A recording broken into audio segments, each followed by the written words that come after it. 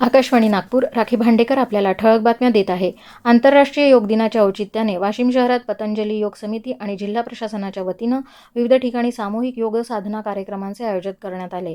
स्वागत लावणी इथं पतंजली योग समितीच्या कार्यक्रमाचं उद्घाटन जिल्हाधिकारी योगेश कुंभेजकर यांच्या हस्ते झालं. यावेळी उपस्थितांना योगासने आणि प्राणायामाचे प्रात्यक्षिक करून दाखवण्यात आले. तसेच क्रीडा संकुल इथं जिल्हा प्रशासनाने विशेष योगाभ्यास वर्ग आयोजित केला होता. यात गृहरक्षक दलाचे जवान, खेळाडू, अधिकारी, कर्मचारी आणि नागरिकांनी उत्स्फूर्त सहभाग नोंदवला. आंतरराष्ट्रीय योग दिनानिमित्त गोंदिया शहरातील इंदिरा गांधी स्टेडियम या ठिकाणी भव्य योग शिबिराचे आयोजन करण्यात आले होते. नगर योग समिती, विविध सामाजिक संस्था तसेच गोंदिया नगर परिषदेच्या संयुक्त विद्यमाने पार पडलेल्या कार्यक्रमात विद्यार्थी, महिला, ज्येष्ठ नागरिक, शासकीय अधिकारी, कर्मचारी आणि विविध क्षेत्रातील मान्यवर मोठ्या संख्येने सहभागी झाले. यावेळी करो योग, रहो निरोगचा संदेश देत निरोगी जीवनशैलीचा मंत्र देण्यात आला.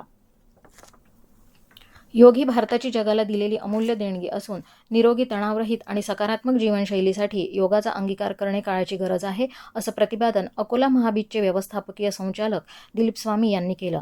आंतरराष्ट्रीय योग दिनानिमित्त आज महाराष्ट्र राज्य बियाणे महामंडळ मुख्यालयात आयोजित योग दिन कार्यक्रमात ते बोलत होते.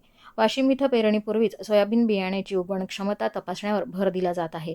कृषी विभाग आणि पाणी फाउंडेशनच्या माध्यमातून गावागावात शेतकरी बचत गटांच्या सहभागातून प्रशिक्षण दिले जात आहे. 100 बियांची उगवण तपासून बियाण्यांची गुणवत्ता निश्चित केली जात आहे. या उपक्रमामुळे निकृष्ट बियाण्यांमुळे होणार दुबार पेरणीचे संकट टळणार असून शेतकऱ्यांचा खर्च वाचणार आहे. तसेच उत्पादन वाढीलाही मदत होणार आहे.